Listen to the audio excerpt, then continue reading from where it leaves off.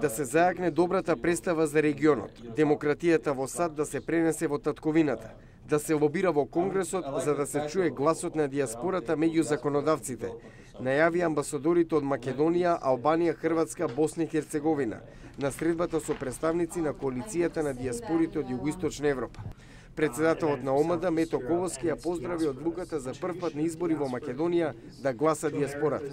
Дефинитивно нашата организација нема да се вклучува активно да предлага кандидати, да поддржува кандидати и сето тоа, но сакаме да имаме отворена платформа за сите да издействуваат, да се запознаат со нашите членови со нив. Зошто е важно представниците од дијаспората од разните етнички групи да бидат активни во Конгресот? Џо Фоли, директор за односи со јавност во Националната федерација на хрватите во САД, дава одговор. Затоа што тоа е уште еден начин оние кои носат одлуки да добијат информации и најчесто тие информации не се цензурирани. На средбата во Херитидж беа разменети мислења за унапредување на соработката меѓу разните представници на дијаспората во Вашингтон. Како што потенцираше државната секретарка Хилари Клинтон, тие се многу важен мост за соработка со нивните татковини.